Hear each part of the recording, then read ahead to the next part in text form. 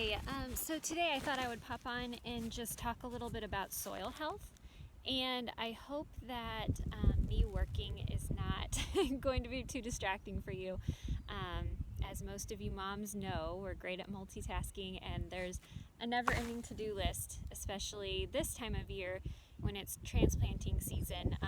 So I'm going to be transplanting some statice and then also giving you a little bit of information about soil health. So you all probably, you have your cut flower plants and you're getting ready to plant them. And so before planting, there is some steps to take to prepare your garden beds or your pots or whatever your raised bed.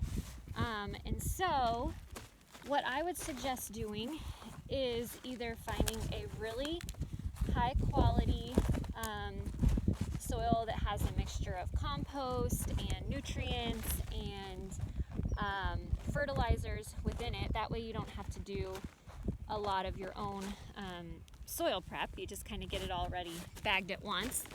And so that's the kind of soil that I would use. I gave you some specific recommendations in the PDFs that are located on our Facebook page and also in the email that you received.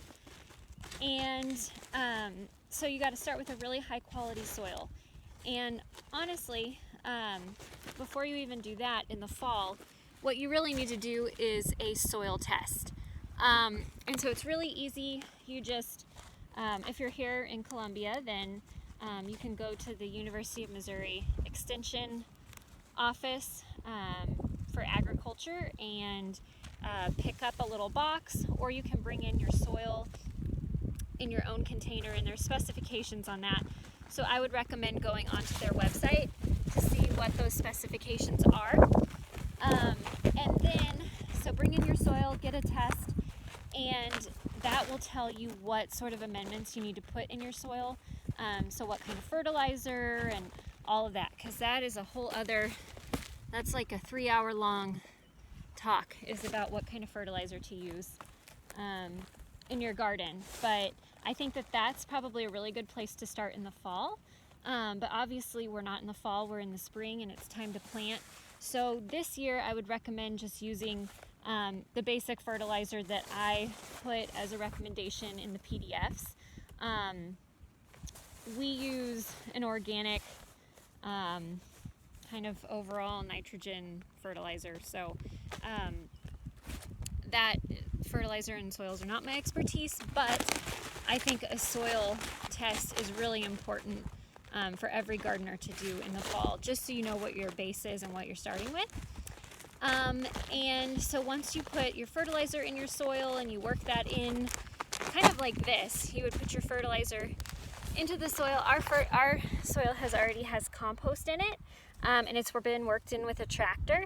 But basically you would just sprinkle your fertilizer on based on the recommendations, and you could just go like this to mix in the fertilizer. And so once you have that mixed in, then you're pretty much ready to plant. And after you plant, it's really important to also have something to cover your bare soil. So most likely what that's going to be is mulch. We use an organic mulch from Bluebird Compost. I think it's close to Fulton.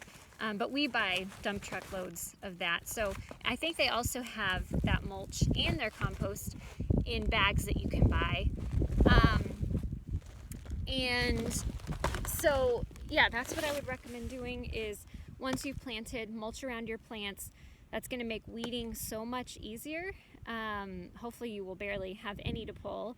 And it'll also keep all the nutrients in your soil so that when it rains, they don't just all flow away with the water runoff. And yeah, and if for some reason you don't want to use mulch, you can also use landscape fabric.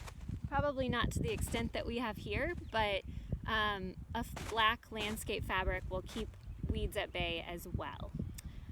So that was just a little touch on soil health to kind of help you with prepping before you plant your little seedlings that you've got from us. If you have any questions about that, please feel free to ask on, through a personal message or on the Facebook group as a whole so that everyone can get that information. Thanks so much.